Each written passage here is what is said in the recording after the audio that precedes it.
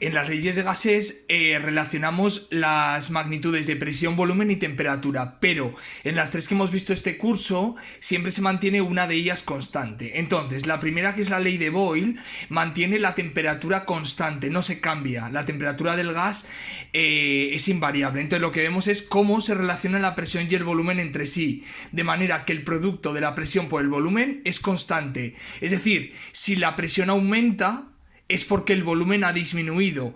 Es decir, lo que hacemos es mantener constante este producto siempre. Por tanto, si una magnitud aumenta, la otra disminuye. Tiene sentido, es decir, si yo tengo un gas a temperatura constante, ¿vale? Si yo disminuyo el volumen, ¿qué va a ocurrir? Que las moléculas del gas van a estar en un espacio más pequeño y por tanto su volumen va a ser menor si lo comprimimos y por tanto al estar las moléculas en un espacio más pequeño van a chocar con más frecuencia con las paredes del recipiente y la presión va a aumentar. Por tanto, lo único que tenemos que hacer es, cuando nos den los datos, ¿vale?, decir que como el producto de presión por volumen es constante, P1 por V1 va a ser igual a la presión 2 por volumen 2. Imagínate que nos dicen presión 1, 5 atmósferas, volumen 1, 10 litros. Y ahora comprimimos hasta un volumen final de 2 litros. Como vamos a comprimir manteniendo la temperatura constante, obviamente al comprimir la presión nos tiene que salir mayor, ¿vale? Lo hacemos poniendo en la ecuación presión 1, 5 por el volumen 10 igual a presión 2 por 2. Que es el volumen final. Si despejamos la presión sub 2, que es 5 por 10, 50 entre 2, nos sale que la presión sería 25 atmósferas. En estos problemas es importante que la presión esté siempre en las mismas unidades de medida. Si aquí lo hemos puesto en atmósferas, aquí va a salir en atmósferas. Y el volumen en litros, por lo tanto, en litros. La ley de Gay-Lussac lo que mantiene constante es el volumen.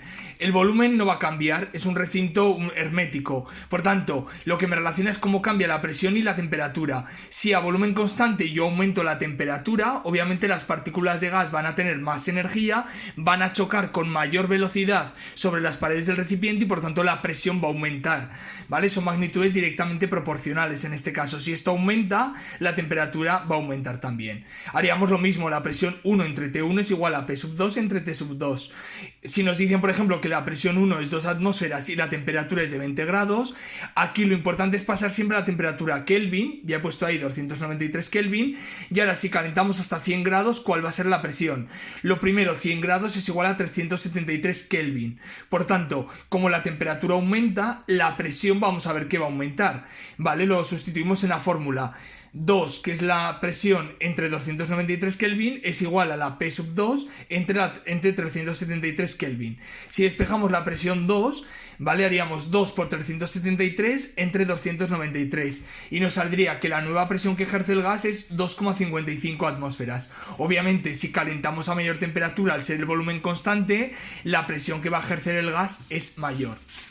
Y por último, la ley de Charles, donde mantenemos constante la presión. Permitimos que el gas, por lo tanto, se expanda al cambiar la temperatura. Vemos cómo se relaciona el volumen y la temperatura, ¿vale? Por tanto, en este caso haríamos volumen 1 a mayor temperatura. Si yo caliento, para que la presión sea constante, el gas se va a expandir.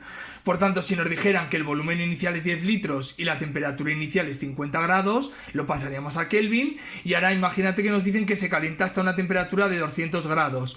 Lo pasaríamos a Kelvin, 473. ¿Cuál va a ser el nuevo volumen? Si yo caliento un gas, ¿vale?, lo que le va a ocurrir es que para mantener la presión constante el gas se va a expandir, va a aumentar su volumen. Efectivamente, si sustituimos en la fórmula, nos va a salir que el nuevo volumen del gas es 14,6 litros.